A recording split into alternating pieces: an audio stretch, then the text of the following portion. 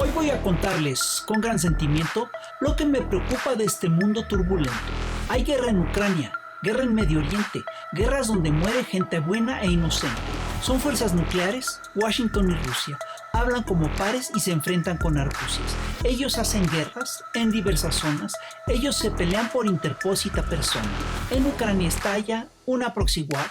Estamos más cerca de la guerra que es nuclear. En Ucrania Europa ha puesto el dinero. Los gringos las armas. Ucrania es un matadero. La guerra en Ucrania se atora, se atasca. Donald Trump y Putin platicaron en Alaska. En el Medio Oriente hay guerra asesina. Ópera Occidente, hablemos de Palestina. Es un genocidio lo que ocurre en Gaza. El pinche sionista todo mata y todo arrasa.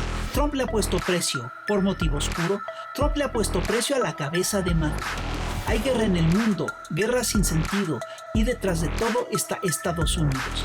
La cosa es inmunda, todo es inhumano. Trae crisis profunda el imperio americano.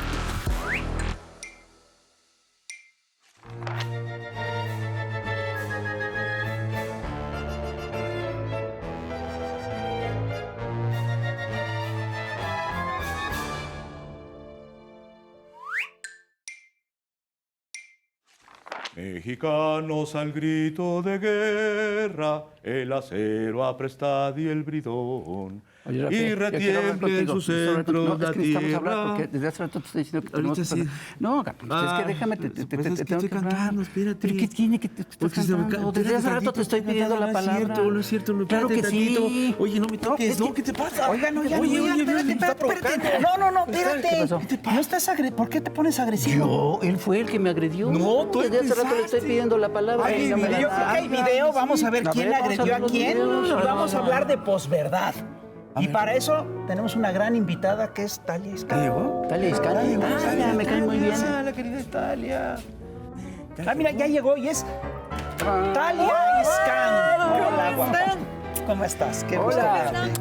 Bienvenida. Bienvenida a tu casa aquí en el Averno. Siempre es un gusto. Fíjate, estábamos platicando de un fenómeno que se está dando en México que es muy curioso. Y es que ¿Por de qué repente... le dices fenómeno, Alito? No. Alito es un fenómeno dentro del fenómeno. Y el fenómeno es básicamente que hay un personaje que agrede a otro y los medios están manejando la idea de que primero quisieron manejar la idea que no, que fue un enfrentamiento entre que dos personajes se pelearon. Hay video y se ve claramente que no es así, que hay una persona que agrede y otra que es agrede. Alito agrede, el otro es agrede. Y los medios están manejando ahorita. voltean? Totalmente. Sí, hay toda una serie de medios que están manejando la idea, no, Alito es una víctima. Una pregunta, ¿este tipo de fenómenos en el Congreso se dan solo en México o se dan en otros países? Mira, yo creo que hay que despersonalizar porque tal como dices, es un fenómeno. Y aquí la pregunta principal, ¿está sucediendo no más en México o es un fenómeno internacional? Pues muy lamentablemente vivimos en una época de propaganda internacional en general. Y algo muy curioso, me estoy dando cuenta incluso como filosóficamente, al parecer hay espacios que sí se prestan por estos actos performativos, literalmente, como si fuera un espectáculo, como si fuera una escena de teatro, donde se legitimizan las palabras, actos violentos, hechos, espectáculos, incluso como personaje de Donald Trump, como es muy teatral, melodramático incluso. Como Milei. Y claro que sí, eso se legitimiza. Realmente, o sea, si lo quieren llamar como un frenzy, como una locura, ese es un fenómeno mundial. Y es muy curioso que eso pasa en muchos parlamentos, incluso los mismos europeos. En Reino Unido eso pasaba, la gente agarrando sillas, agarrándose a golpes. Claramente es algo muy lamentable, pero al parecer es un fenómeno mundial y hay tanto tema que crea polarización en esa época multipolar, con escenarios de guerra, con escenarios de propaganda, que yo creo que esos espacios sí te permiten a una narrativa más radical, porque también en temas de comunicación de masas es mucho más fácil manipular si tú te pones en blanco y negro. Claro. No hay gris. Y por eso esos espacios permiten esos actos performativos, literalmente, como un acto de teatro, como era en Grecia antigua, pues la política incluso. Era a través de actos, a través de discursos, formatos, y hay foros que lo permiten. Y nosotros aquí, yo creo que incluso analizarlo con un simple hecho de acto violento se queda muy limitado. Es un fenómeno mundial de división, de incluso ponerlo como muy explícito. Y me hablas de la participación de medios. Sí, porque son dos fenómenos, ¿no? Uno es el fenómeno del acto performativo. Exacto. Y otro, es el aparato. El aparato mediático como cuenta de legitimizar o el aparato mediático incluso como un aparato de guerra en este caso, y es algo que está pasando en todo el mundo, porque los medios son el cuarto poder, y además el cuarto poder ahorita cómo participa, cómo legitimiza, cómo genera discursos y cómo entra a los mentes, porque la mente es lo más íntimo del ser humano, sigue siendo lo más íntimo, la mente es más íntimo que el cuerpo. Sí, claro. O sea, entonces yo creo que sí son dos fenómenos, justo como dices, y viéndolo desde una perspectiva global, sin conocer personas o incluso ni siquiera verlo desde lo nacional, es un fenómeno y es muy curioso. Se legitimiza y hay foros que lo legitimizan, pero cómo la audiencia lo percibe, eso es lo preocupante. Las sociedades, ¿cómo lo perciben? Fíjate, Julian Assange decía que todas las guerras, desde hacía tantos años, de 50 años, decía, todas las guerras han sido provocadas por mentiras. Esto que estamos viendo es efectivamente parte de lo que se llama un periodo de posverdad, de un momento en el que la verdad no importa. Una pregunta, estas cosas, este manejo mediático de la posverdad, ¿se aplica a los procesos internacionales? ¿Tiene que ver, por ejemplo, algo así ha pasado con Gaza, algo así ha pasado con Ucrania? Sí, ¿Qué ejemplos? Lo de Alito y eso es una buena metáfora. Sí, claro, es una de metáfora. esto. De países. Sí, claro, de lo que son las agresiones, ¿no? Y de cómo lo manejan los medios. ¿Cómo lo cuentan los medios? Eso está... Sí. Yo creo que es muy curioso porque, como mencionas, posverdad es un término muy estudiado y posverdad pertenece a una época de posmediática. Es decir, ya no son los medios tradicionales. Son redes, es TikTok, es Instagram, es todo lo que incluso es amarillismo, son personas, son influencers. La IA. Es todo. Está con la IA. Sí. Exactamente, inteligencia artificial, Eso es lo impresionante. impresionante cómo se utiliza entonces, en una época posmediática, ¿qué es posverdad? Posverdad sí es un mundo, es un fenómeno mundial. Ha pasado de una manera muy explícita con la guerra ruso-ucraniana, donde los medios occidentales culpaban tradicionalmente siempre a los medios rusos o a los medios chinos, en este caso, los medios del sur global como aparatos de propaganda. Sin embargo, yo creo que en esa guerra de propaganda mediático, híjole, pues Estados Unidos nos gana a todos, porque ellos son los profesionales. Ellos hacen exactamente lo que acusan, pero de una manera mucho más profesional, mucho más oculto, con un presupuesto mucho más alto. Esa es la diferencia. Y lo han hecho durante décadas. Y Claro. tienen a Hollywood. Ellos deciden cosas. ellos deciden quiénes son los malos y quiénes son los buenos. O sea, ¿por qué le dicen dictador a Putin, pero no le dicen dictador a Netanyahu? ¿Por qué no hay sanciones internacionales? Cuando hay muchísimos paralelismos, incluso en estos conflictos internacionales, y también entramos a una época muy cínica. Un cinismo impresionante donde, o sea, mi generación no vas a estar viendo... hablando. Donde mi generación está viendo como estos paralelismos y no razona. Pues dice, ok, si lo hiciste con Rusia, ¿por qué con Israel lo justificas? ¿Dónde está tu democracia? ¿Dónde están tus derechos humanos? ¿Dónde está tu humanismo? ¿O estos términos ya no significan lo que nos dijiste que significan? Entonces, yo creo que nos caímos en un cinismo muy grave respecto a las guerras y estos fenómenos internacionales, porque también es guerra híbrida, entonces todo es válido. Inteligencia artificial, fake news, videos falsos, ya no sabemos qué es verdad, qué no es verdad, y allá es cuando resurgen las estrategias de posverdad. Posverdad siempre se basa en un hecho que existió, pero la narrativa en algún momento domina o incluso sobrepasa el hecho mismo y llega a convencer a los públicos. Es un superpoder lo que los medios tienen, pero también es un superpoder que nos condena a un mundo muy caótico, a un mundo donde cada día es más difícil escoger o lo que consumimos o no, en fin. O saber la verdad. Pues, A ver, ¿qué pasó con la guerra de Ucrania? El relato que nos están contando de lo que pasa en Ucrania, ¿es de veras lo que ocurrió? El relato que nos están contando de Venezuela, ¿es de veras lo que está ocurriendo? ¿De veras hay un cártel de los soles? ¿De veras todo lo de Gaza empieza el 7 de octubre? Bueno, empecemos por lo de Ucrania. Cuéntanos. pues yo creo que en el tema de Ucrania hay un fenómeno muy interesante de una guerra que Estados Unidos inició.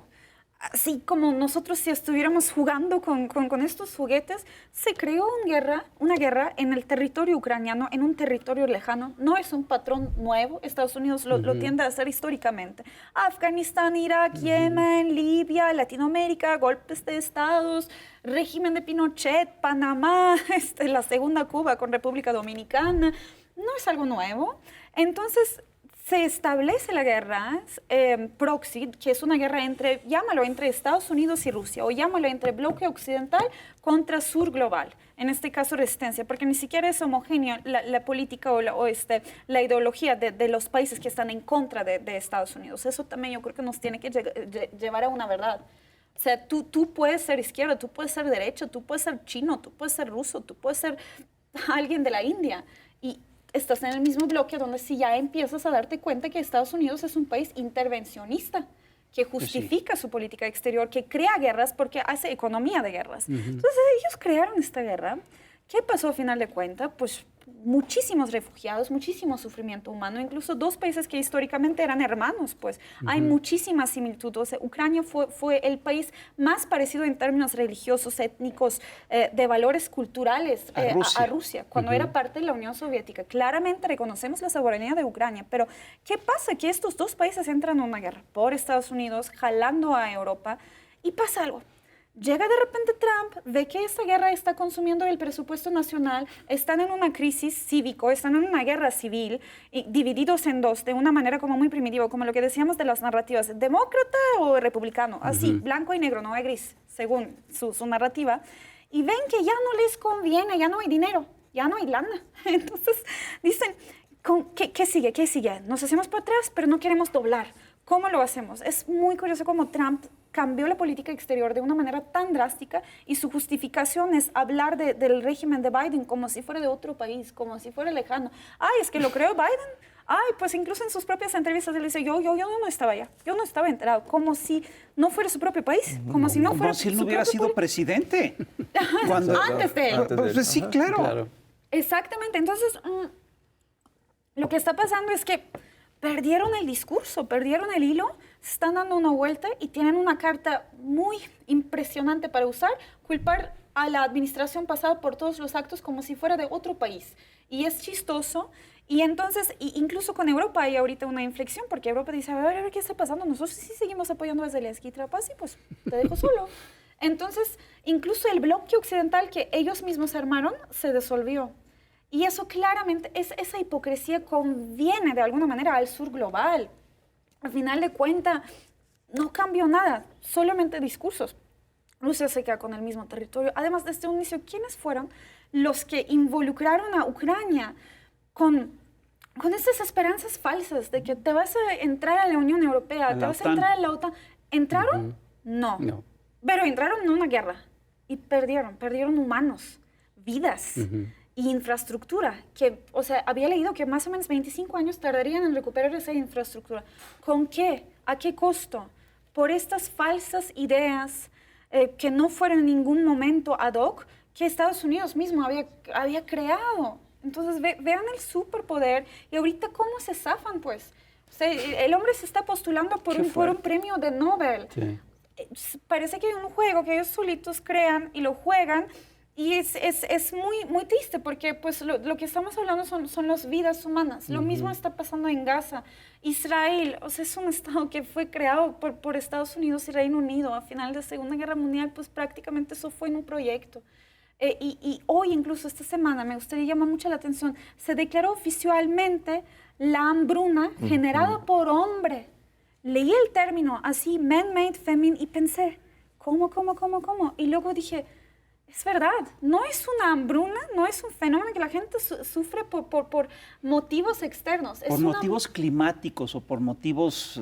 Fue causado, fue adrede. Fue provocado. Entonces la hambruna, como otro aparato de guerra, como otro aparato de represión, patrocinado por uno de los países que se posicionó por más de 3, 4 décadas como el salvador del mundo, como la democracia del mundo. Como un mecanismo de exterminio. Sí, claro. Es un exterminio. Fuera de las ideologías estamos hablando de los términos. ¿Qué significa man-made famine? Sí, es una hambruna creada por el hombre. Oye, una pregunta, pero fíjate, es curioso porque en la narrativa lo que dice Netanyahu es que él no entiende por qué puede haber hambruna en Gaza, no, que no sabe cómo llegó a pasar eso. No es como si llegué y me empujaron y entonces yo tuve que agarrar a golpes al otro personaje. Digo, no por hacer paralelos, pero sí estamos otra vez ante el fenómeno del pleito por las narrativas cuando hay una verdad que salta a la vista, que es evidente, y nos están asaltando a la razón.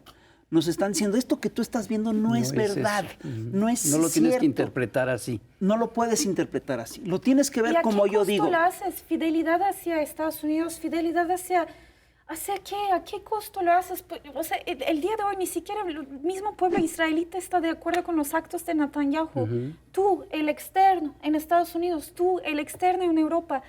¿Para qué costo lo defiendes? ¿Cuál es tu sentido? Los mismos soldados israelíes han subido los casos de suicidios entre los soldados de Israel. Lo mismo sucedía con los estadounidenses en la guerra de Afganistán, ¿se acuerdan? Claro. Y de Vietnam, por eso hay un colapso societal hasta la fecha, porque tienen una propaganda tan fuerte de militarizar al país y a militarizar al individuo, que el individuo por sí solo se corrompe, no es tan bien, es una herida societal hasta la fecha. Que los veteranos, cuando caminas en las calles de Estados Unidos, esas personas que piden dinero, estas personas en la calle poniendo veterano, quiere decir, soy un producto del Estado, soy una víctima del Estado, y lo ponen allá en letras. Es un fenómeno muy particular que sucede únicamente en Estados Unidos. Es un país muy cruel. Es el único país occidental que ejecuta pena de muerte, ¿sabían? Único occidental. ¿A poco? No tenía ese dato. Eso de verdad está muy loco, retrata muy bien. Oigan, vamos al primer corte de estación, no sin antes ver a la chamuca Cintia Bolio y regresamos. No se vayan, no se vayan. Muy bien.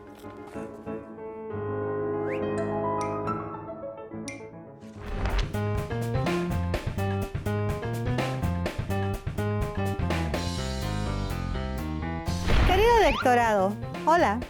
Llegamos al primer 1 de septiembre de la historia con mujer presidenta de México. Tiempos interesantes y más allá de traiciones políticas a la matria que buscan socavar este logro histórico, hoy hacemos homenaje a una grande del arte.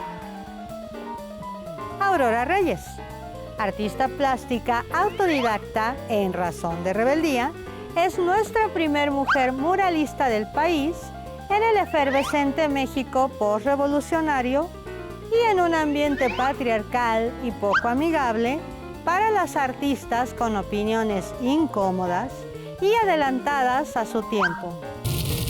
Aurora nació el 9 de septiembre de 1908 en Chihuahua y llegó a Ciudad de México a residir y desarrollar su obra. Ingresó a la Escuela Nacional Preparatoria, en donde conoció a su gran amiga Frida Kahlo y fue expulsada por sus ideas políticas, que ya plasmaría en modo diosa del pincel.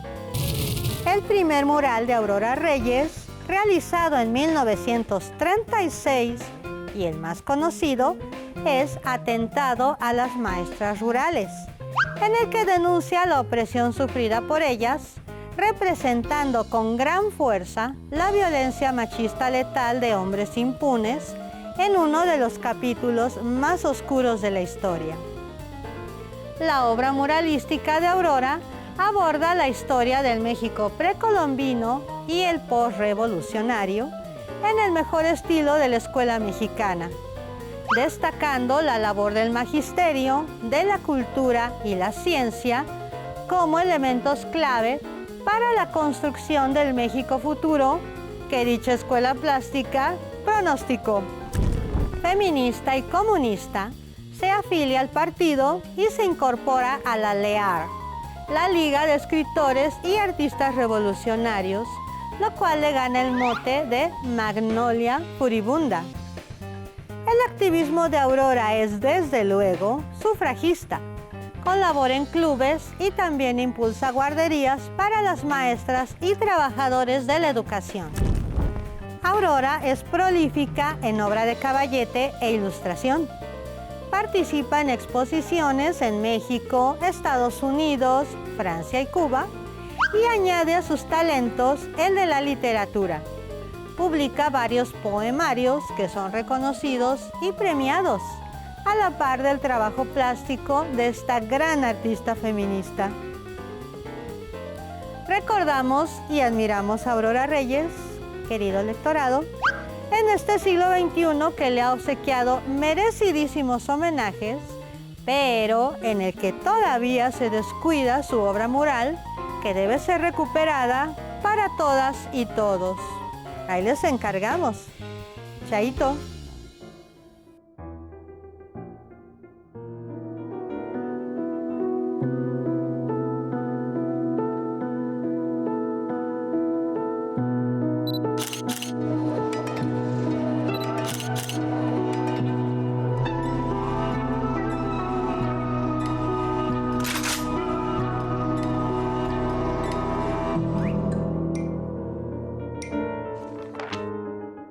Seguimos en Chamuco TV platicando con Talia Escándalia. Pues un gusto que estés aquí de nueva cuenta. Siempre. Ya eres Igualmente. chamuca honoraria. Sí. Y nos contabas este caso de la guerra Ucrania-Rusia y todo lo que hay alrededor. Y el Fisgón ya apuntaba con esto de las narrativas y de cómo se trata después. Porque hablábamos de estos dos fenómenos. Un fenómeno que es el hecho en sí que está sucediendo y que por sí mismo implica mentiras, manipulación y una serie de cosas. Y el otro fenómeno que es cómo los medios, y sobre todo los medios tradicionales y los medios más importantes, lo tratan. En el caso de Ucrania específicamente, ¿cómo han tratado los medios esta situación? Yo creo que es muy curioso porque en el inicio de la guerra, incluso no sé si se acuerdan de los tiempos que incluso en México no se permitía el uso de los medios rusos, por ejemplo. Quitaron un RT y otro Sputnik de las Y habían pasado, plataformas. incluso, estaban pasando cosas muy chistosas en todo el mundo, porque me acuerdo, creo que era Estados Unidos, que gente golpeó una estatua de Marx en el inicio de... Sí, Pero, sí, o sí, sea, sí. sí me explico, cosas muy absurdas estaban pasando, o estaban incluso reprimiendo orquestas o compositores de música o personajes de literatura rusa desde hace siglos. Incluso, y allá fue cuando incluso nosotros en la UNAM generamos un artículo sobre rusofobia. Sí, Y después nos tacharon por prorrusos. Sí, claro. Porque estuvimos hablando de que cómo se suspenden compositores o personajes históricos que incluso no están vinculados. Y toda esa narrativa, ¿no? Yo me acuerdo en esos tiempos, yo estaba invitada a dar entrevistas en muchos medios occidentales. Y haciendo una producción impresionante, con música así peligrosa, de terror, unas preguntas sobre la infancia de Putin. Y yo bien honrada, pues como si conociera a la persona, pues, de que es cierto que tenía problemas desde infancia esta persona, o sea, casi diabólico. Eso sucedió, Sí, eso sucedió. Y fue una construcción... Fue una construcción del monstruo. No, fíjate, esta construcción no es solamente narrativa, es la construcción de un espectáculo. Estamos regresando a lo que decía Bourdieu, es una sociedad del espectáculo. Exactamente, actos performativos. Entonces arrancamos con esos actos performativos, y para mí la verdad es que sí ha sido muy difícil porque pues yo étnicamente soy mitad rusa. Entonces decía, bueno, pues o sea, platico, pero también les platico un poco de otros medios que había leído porque por acceso de idioma que tenía. Y de repente cambia esa narrativa, cambia. O sea, yo he estado allá, pues, Y de repente ese héroe, porque yo creo que fue 2023 cuando ponían New York Times en fotos de Zelensky como un salvador, lo querían igual nominar a premio Nobel. Tienen un fetiche con el premio Nobel. Sí. Es impresionante. El mundo occidental como que lo ve muy guau. Cuando incluso grandes escritores como Jean-Paul Sartre habían rechazado ese premio. Pero eso es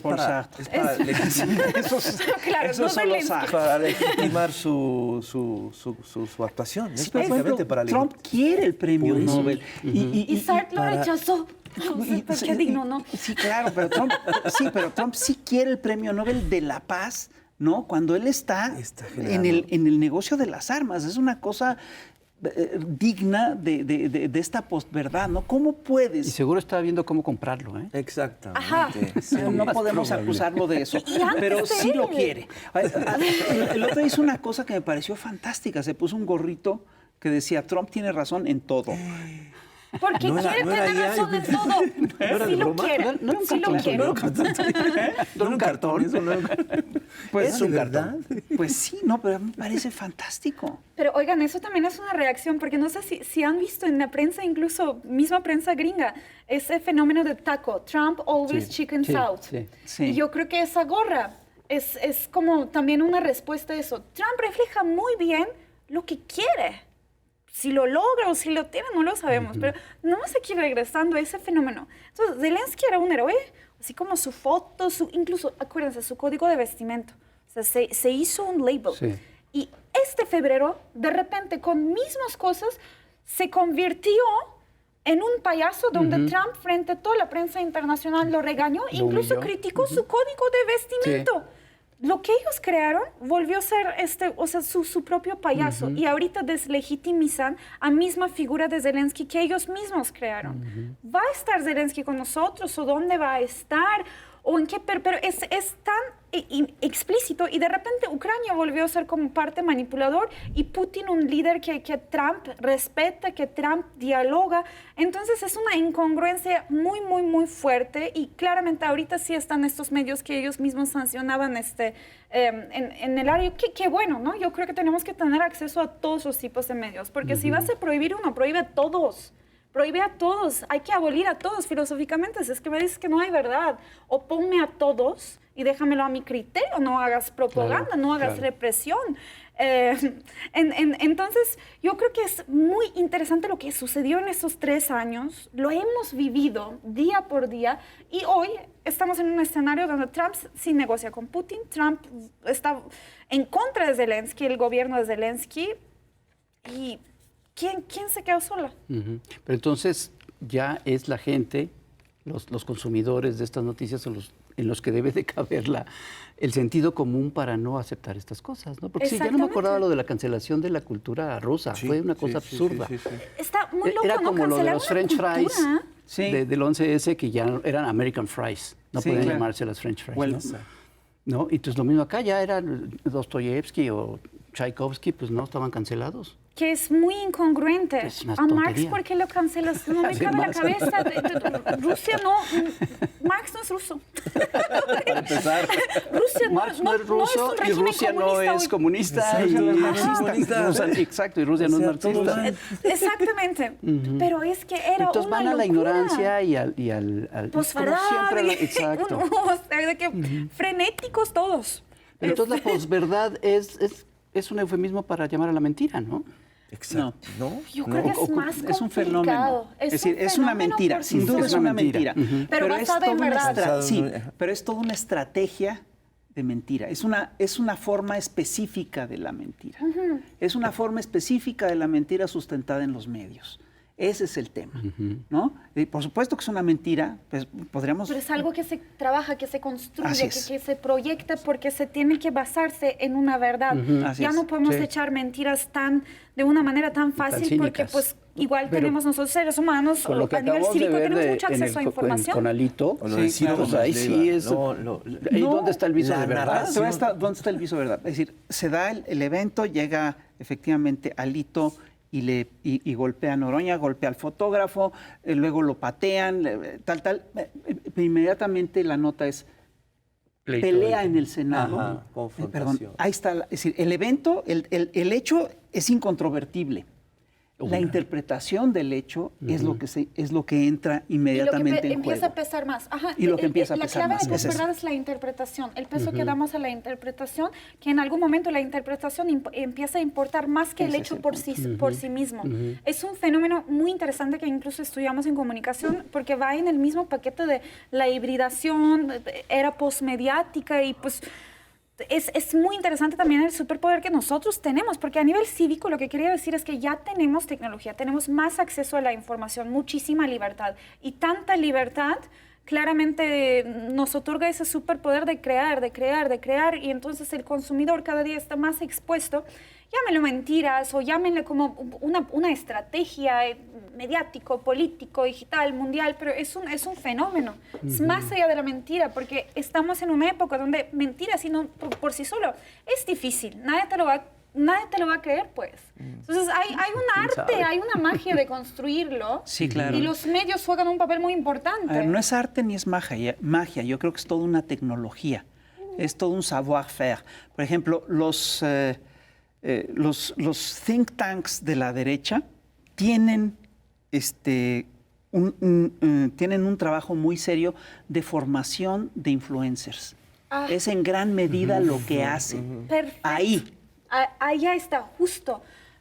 Yo el otro día estaba viendo un debate entre este doctor Peterson, Sí. Seguramente conocen esta figura, con Zizek, un debate sobre marxismo que duró 2 horas y media. Y no es coincidencia que una persona de tanta formación, porque según es un doctor, es un psicoanalista, al mismo tiempo se dedica a ser influencer, porque es lo del día de hoy, porque el savoir-faire ya es diferente, también es postmediático. Sí, claro. Y esas personas a lo mejor sí son generadores de ideas, pero ¿cómo llegan a alcance siendo influencers, simplificando, generando estas ideas? Pero eso es muy peligroso. 2 figuras llegan de escuelas teóricas que sí es válido debatir cualquier punto y tienen credenciales, pero el simple hecho de que es este fenómeno de convertirte en un influencer o generar ciertos temas o incluso en una globalización del lifestyle, decimos. Del estilo de vida, sí. Hay una globalización de estilo de vida que se nos impone y es muy peligroso porque ya incluso los teóricos, mayormente de derecha ahorita, agarran como estas profesiones o estas prácticas, ellos solitos haciendo su propio trabajo o su formación menos, un poco con el fin de llegar a las masas, pero eso vuelve a ser verdaderamente muy, muy, muy peligroso y se está poniendo de moda. Se está poniendo de moda en todos los lados del mundo. Sí, ya lleva rato y sí, cada vez adquiere más fuerza. Pero entonces, reitero lo que decía hace un momento, ¿qué podemos hacer como espectadores y como consumidores y como sociedad para enfrentarnos a esto? Es importante lo que hemos llamado aquí en México la revolución de las conciencias, para no creer estas mentiras construidas sobre bases de supuesta verdad. ¿O qué podemos hacer? Hay tanta represión que, pues a lo mejor aquí una persona diría, abolir a las mentiras, borrar a los mentirosos. No, yo no estoy de acuerdo. Que esté todo allá. Hay que educar a la audiencia, como dices. La audiencia es libre. La audiencia tiene que tener la libertad ideológica, política, incluso económico en escoger. Pero la conciencia también cae en responsabilidad de la audiencia. O sea, de verdad yo pienso que en este caso alfabetización intelectual es clave. O sea, lo que yo quiero contar aquí es esto, pues, que sepamos lo que está pasando. Yo no voy a, responder a represiones con más represión, porque sí creo en la libertad. Y estamos viviendo en una época de muchas libertades tecnológicas, de información. Entonces, tenemos que tener más alfabetización y escoger o saber cómo consumir. Ya ni siquiera es un fenómeno que necesariamente el paquete de derecha y el paquete de izquierda, todo es vertical y es muy complicado. La audiencia tiene que estar muy consciente simplemente de lo que consume y va a seguir siendo libre porque es propaganda, es como represión enmascarada del occidente. Digo, lo que yo experimenté como una internacionalista, como una analista de guerra, fue impresionante, me hizo simplemente cínica, pero no hay que contestar de esa misma manera. O sea, aquí no vamos a decir abolir a los medios occidentales o no leer el medio gringo. No, hay que leer todos. Hay que dar la batalla. Hay que dar la batalla, yo creo. Sí, pero ¿cuáles son las herramientas básicas? Tú hablas de una alfabetización intelectual. Está padrísimo el término, me parece muy bien. Yo creo que es parte de lo que es la revolución, una revolución de conciencias. Así es. ¿No? Y mientras más herramientas tengas, más podrás distinguir entre lo que es verdad y entre lo que es mentira y podrás desechar las mentiras y quedarte con las verdades. Pero el otro tema de fondo es, creo yo, ¿qué haces? ¿Cómo es posible que alguien piense que una narrativa construida en mentiras puede perdurar? ¿O es que simplemente no importa que perdure?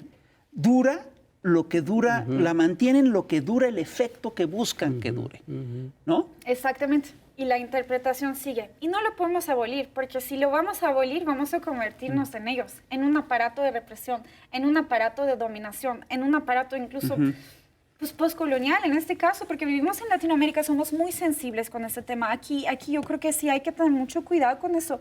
Y yo dije alfabetización intelectual, de una manera muy consciente, porque yo creo que es tan bello. Antes, alfabetización intelectual era únicamente para el élite, era un privilegio informarte, muy lamentablemente. Pero también algo bueno de esa revolución tecnológica y de ese caos de información es que nos dio acceso de que, acabas de citar Bourdieu, ahorita cualquier persona que nos ve puede ver y leer un texto de Bourdieu sin tener que estudiar, sin tener que comprar un libro. Eso es impresionante. También es algo bonito de la globalización en este caso. Nunca habíamos tenido tanto acceso a información como ahora. Es una amenaza, pero también es algo muy bonito. Es una maravilla. El problema es cómo se nos revierte. Porque de veras es que es la misma herramienta, pero cada quien la maneja dependiendo de sus necesidades y de sus intereses, sobre todo. Y de sus posibilidades. Y de sus posibilidades. Porque Elon Musk tiene más posibilidades de armar el algoritmo que tú y yo, eso te lo puedo asegurar. Ahí el peligro es exactamente ver las fuentes, ¿no? Porque luego también pueden estar editorializadas, ¿no? Pueden tener esos sesgos. Y aplicar el sentido común, que también el sentido común se manipula. Exacto. Y entonces está el sin sentido común o un falso sentido común. Sí, pero el debate es sobre todo afectivo. También. Llega un momento en el que no importan los hechos, lo que importa es cómo te hace sentir el hecho. Por eso se centran en la sociedad del espectáculo. Por eso lo de Alito, por eso lo de la OTAN, por eso lo de Ucrania, por eso lo de Venezuela. Es en gran medida espectáculo. Porque tenemos muchísima libertad. Muchísima, como nosotros aquí lo tenemos, los tomadores de decisiones también lo tienen. Elon Musk también lo tiene, y lo tiene más, porque todavía domina herramientas de poder, herramientas de dominación que siguen siendo elitizadas, pero mínimo la alfabetización yo creo que no sigue siendo una herramienta de la élite. Hoy yo creo que sí podemos hablar de esa libertad, de escoger qué leer, de escoger qué producir, incluso en los temas de medios. Ya no es únicamente un canal de televisión que te pone tu gobierno. Son muchos medios y eso es algo generacional. Es una revolución de concientización y cada quien tiene que tener la libertad como utilizarlo. Por eso yo insisto, no voy a reprimir, porque creo que eso ha sido la gran hipocresía de este mundo democrática, de derechos humanos, humanitaria, que ha hecho, pues. A ver, Talia, mi pregunta es, bueno, ¿cómo es posible que en un mundo tan informado, ¿sí?, las mentiras puedan perdurar tanto tiempo y puedan ser incluso parte del lenguaje hegemónico? ¿Qué es lo que está ocurriendo? Pero sí perduran tanto tiempo. Porque tengo la impresión de que no perduran tanto, pero lo suficiente. Pero todavía afecta. Está a punto de vencer una cuando ya metieron otra y entonces van haciendo cadenitas. Te planteo un problema. Es decir, lo de el genocidio en Gaza sería absolutamente impensable sin esta campaña que se hizo de ¿qué hay de septiembre 7? ¿No? Es decir, esa campaña pegó y ha durado más de un año. Entonces, perduró lo suficiente como para permitir y tolerar un genocidio. Ese es parte del problema. Exactamente. Y el efecto incluso es más fuerte que la duración o antigüedad en este caso. Así Entonces, estamos hablando de hegemonía y digo, estos términos incluso gramscianos hoy fueron apropiados por parte de una derecha populista y está loquísimo. Si Gramsci lo hubiera visto. Es populista, pero más culta. Oigan, vamos a el último corte de estación y regresamos. No se vayan, ya lo saben.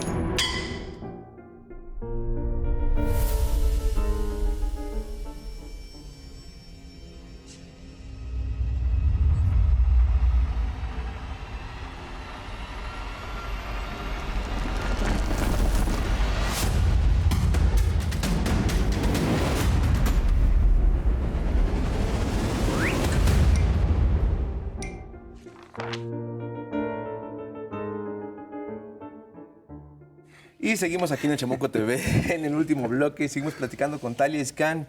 Talia, hace ratito estabas mencionando que pues hay demasiada libertad de pronto, ¿no? Pero pues yo creo que hay lugares en donde definitivamente Correcto. no, como en Gaza y hay varios lugares. Pero esto es algo que nos tiene al mundo realmente muy consternados, muy, muy dolidos, muy enojados, furiosos. Netanyahu hace unos días pidió que se censurara el algoritmo con el asunto de la hambruna. ¿Cómo ves esta situación? ¿Cómo no la puedes analizar? Sí, la verdad es que es muy triste. Ahorita regresando a nuestra plática de libertad, digo entre paréntesis, nosotros somos los privilegiados teniendo esa libertad, particularmente en México, aquí en Latinoamérica, en continente americano incluso, o sea, muy lejos de esos conflictos. Pero esta gente en Gaza, o sea, no únicamente no tienen la libertad de información, sino no tienen comida, no tienen agua, no tienen su ciudad. Y esta política de exterminio, ¿lo pronuncié bien? ¿El exterminio? Ya es otro nivel, a un nivel que incluso los mismos países que apoyaban ciegamente a Netanyahu, en este caso grandes potencias europeas como un país como Francia, Reino Unido, decidieron cambiar su política exterior. Ya se empezó a generar ese discurso de dar reconocimiento a Palestina. Pobre Palestina lleva siglos estando en la ONU sin estar. El estatus de Palestina es estado observador. Eso quiere decir que tú eres el amiguito que vamos a invitar a cada fiesta, pero nadie te va a escuchar. Tú nos puedes escuchar, pero no puedes participar y no puedes tener voto. ¿Eso es visibilidad? Claramente no. Y nadie ha hecho absolutamente nada sobre eso. Apenas ahorita en la Asamblea General quieren sacar este tema, pero también justo en mero momento donde nuestras instituciones también están impotentes. Al tema de la hambruna, esta semana salió una resolución en Consejo de Seguridad que según es el único aparato vinculante, es decir, que puede obligar a los países a tomar una acción, una resolución no más para reconocer la hambruna. Son 15 miembros en total, 14 votaron a favor. ¿Quién? Adivinen quién votó en contra. No me digas que Estados Unidos. Le di Sí, claro. una oportunidad sobre 15 y le di a la primera. Literal.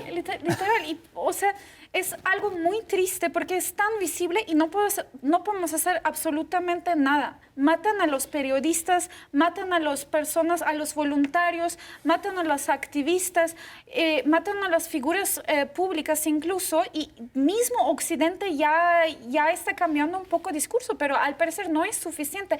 Ni siquiera la gente que vive en Israel hoy están felices con las políticas de Netanyahu. Al parecer simplemente ese hombre quiere el poder porque sabe que si se va ya no va a tener futuro ni en su propio país. Entonces se puede ir a la cárcel. Claro que sí, es muy triste. La semana pasada atacaron a Yemen.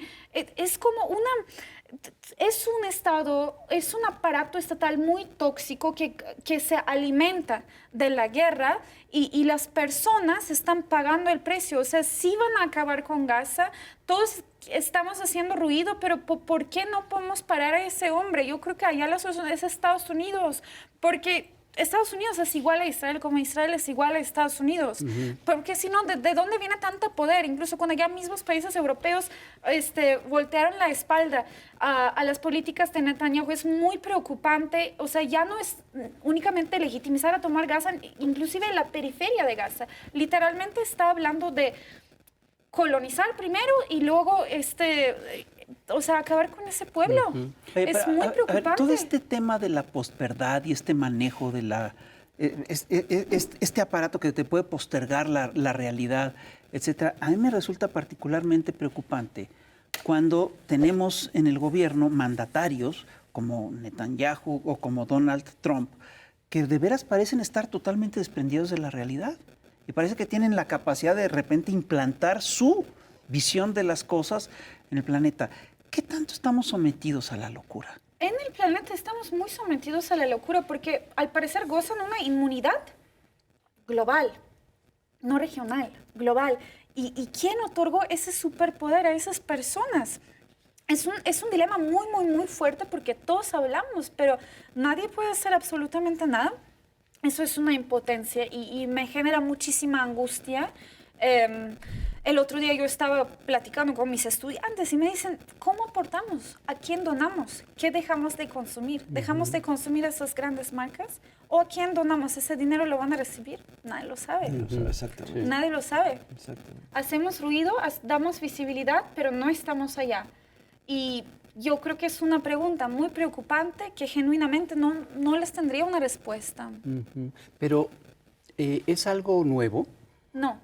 Porque por la Estamos historia hablando de una guerra habido, más de 75 ha habido años. momentos, es más, yo creo que casi todo el tiempo hay algo así. O sea, es una situación que se permanece en el ámbito mundial con ciertos líderes a lo largo de la historia, unos más locos que otros, unos más irracionales, pero es una constante finalmente, ¿no? Sí, es una constante, es un fenómeno. Regresamos a lo mismo. Es un fenómeno que se repite, incluso fenomenológicamente hablando, podríamos llamarlo un patrón que se repite. Y es muy triste y simplemente esa imagen que constantemente nos recuerda que nuestras instituciones, que nosotros mismos creemos, o los términos, esos grandes términos de la democracia y derechos humanos y de altruismo mundial, no funcionan, están impotentes.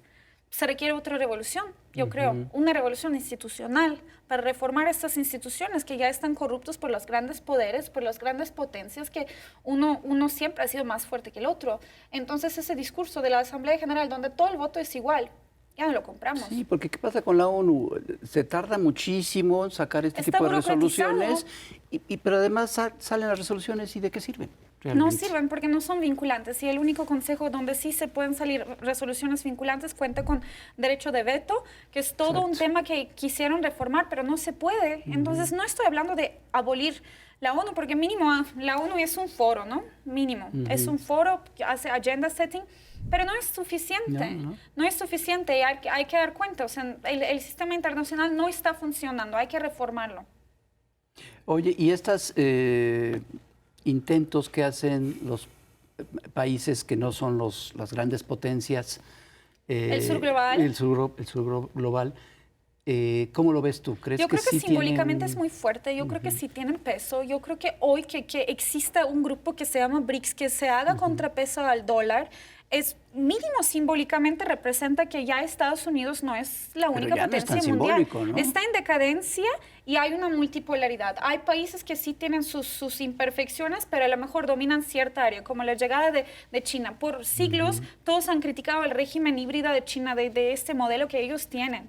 Que es una mezcla entre socialismo y capitalismo. Libre mercado. Libre mercado. Pero pues al parecer ellos ya llegaron a dominar ciertas áreas, lo tecnológico, lo industrial, y ya se hicieron incluso rival a Estados Unidos. Yo creo que ese resurgimiento de todos esos actores, a pesar de que sean imperfectos, es algo bueno.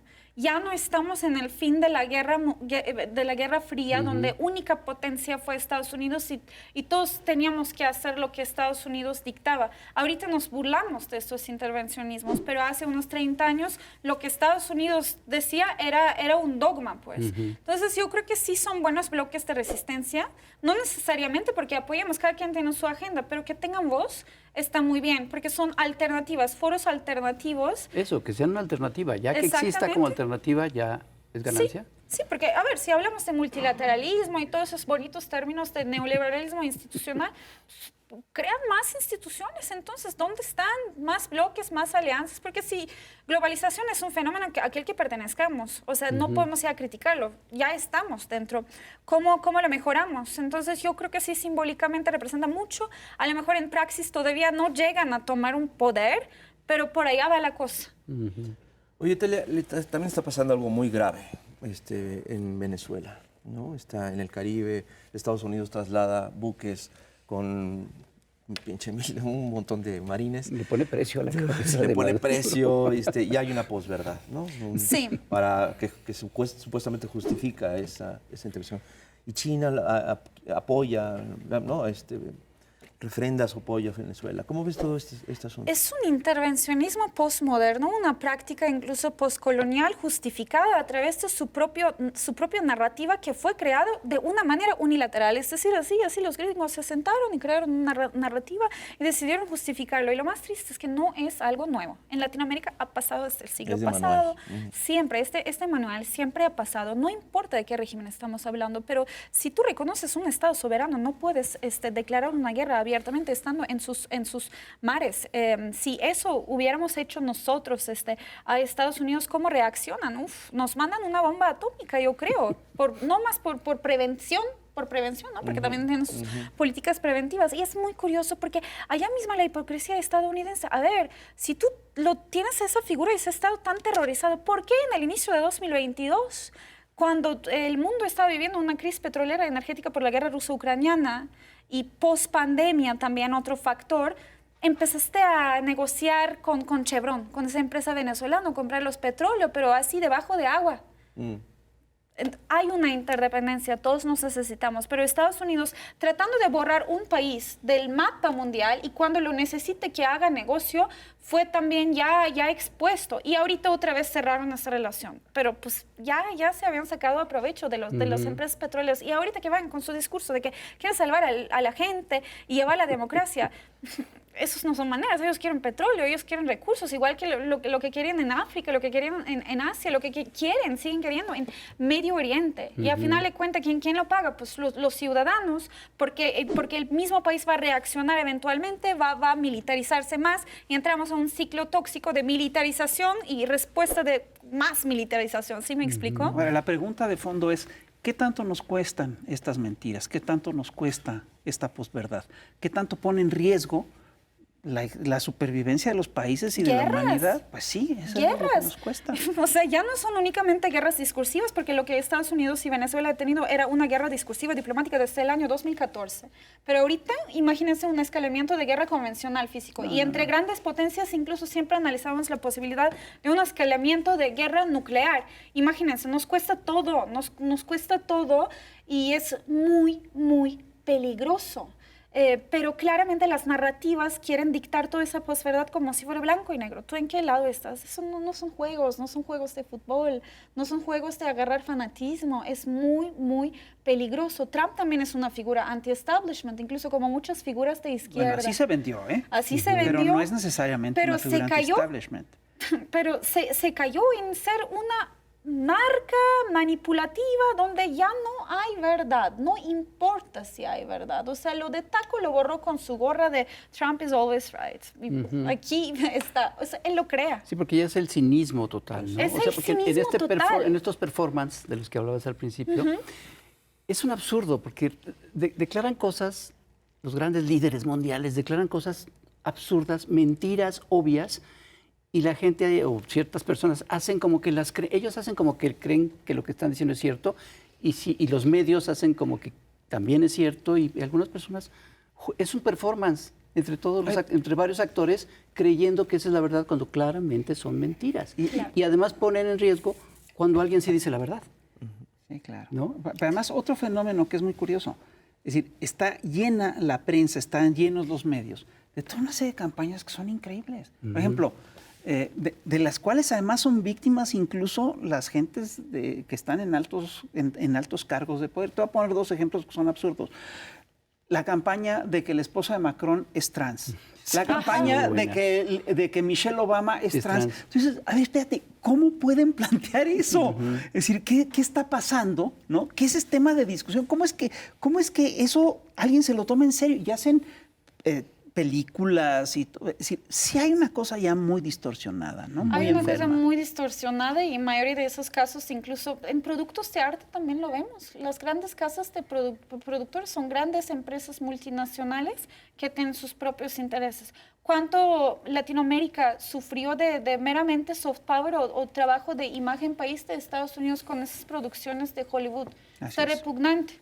Y se entiende a lo mejor que un país tenga su esfuerzo, pero también eso genera difamación hacia una nación, pues. Claro. Eso lo han hecho sobre todas las regiones. Y siento que como quitar esa máscara es muy difícil porque tenemos mucha libertad, tenemos y porque todo se el acentúa el Hollywood. prejuicio. Claro, pero a final de cuentas son negocios, o sea, son grandes casas de productores, ya ni arte, pues ya todo ¿Cómo lo digo? Pues ya todo se hizo como un material en el mercado. Sí, claro. Compras, consumes, Todo a veces te lo mercancía. dan de promoción y lo tienes que consumir a pesar de que no te gusta. Que te lo regalaron, quieres probarlo. Sabe horrible. Pero Pero ¿cómo te lo es regalaron. como ese producto acabó en tus manos? Pero te lo regalaron, exactamente. Y regaladas hasta las puñaladas. No, pero- no escuchen eso, compañeros. Oye, pero esos casos que mencionabas de la esposa de Macron y de Michelle Son Obama, increíbles. Porque yo me refería más bien a los discursos que vienen desde el poder. Sí, claro. Pero esto también, estos discursos también vienen del poder. No del poder de Obama, no del poder de Macron, sin duda, no de pero poderes también oficiales No. establecidos y tal. No, sí son de poderes establecidos, sí, pero que juegan. Y con un objetivo con eso negocian. específico. Ajá. Con eso negocian. Segmentan. Pero estos los otros son discursos desde el poder, así, Sí, por claro. las cosas que dice Trump, que son verdaderos absurdos. ¿Por qué les creemos? Bueno, ¿o por qué le creen los que le creen? Pues Queda un minuto. yo creo que está bastante grave porque yo creo que el absurdo ya volvió a ser parte de campaña de marketing de Trump, ya está bien normalizado. Hay que simplemente identificar estos actores porque todas esas narrativas vienen con su propia agenda. No es coincidencia que simplemente pase esto. Entonces yo creo que concientización es lo que tenemos que reforzar en este momento.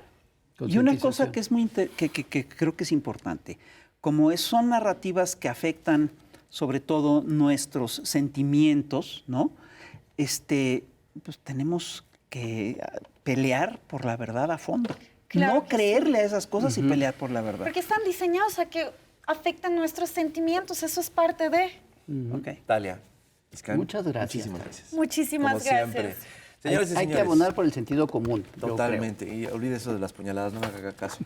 Oigan, tenemos revista de septiembre, ya lo sabe, por favor, corra por ella o pídala a su voceador. Cuídese mucho y nos vemos a la próxima. Ya lo saben. Nos vemos. Ay.